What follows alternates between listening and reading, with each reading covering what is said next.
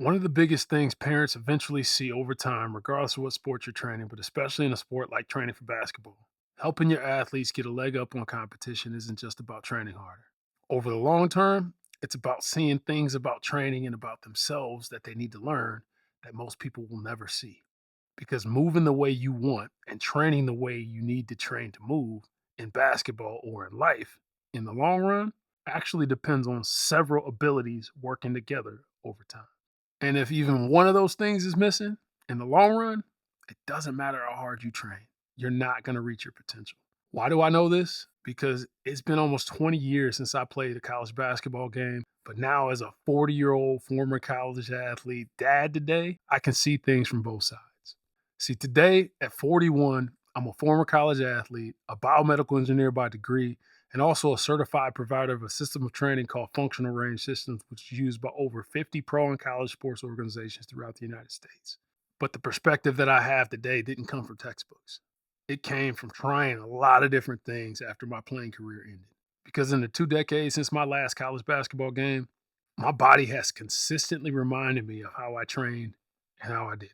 Whether that's an ankle that still clicks, a knee without a meniscus that aches when it rains, a hip with a crack in it that loves to make my back work harder, or a shoulder that still clicks and reminds me of the labrum I had repaired. None of those surgeries I had or injuries I experienced happened because I didn't work hard.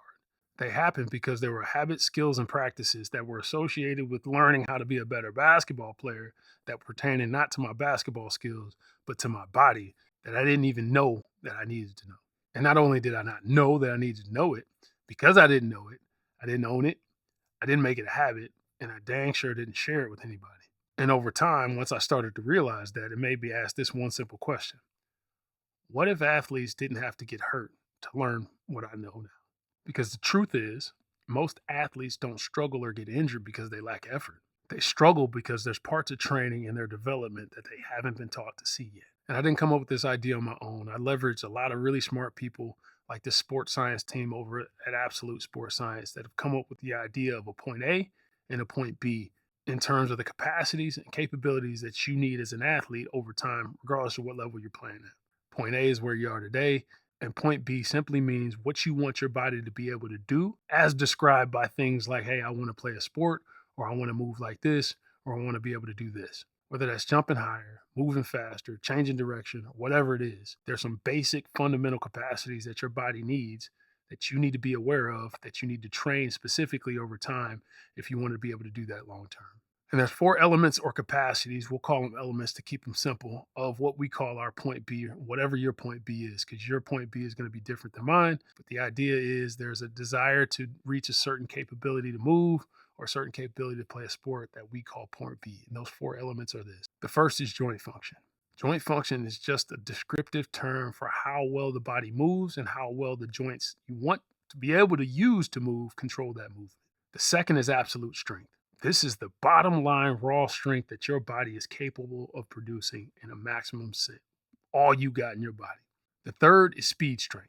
This is how quickly you can take that force that you have and use it as fast as possible to run fast, jump high, or change directions quickly.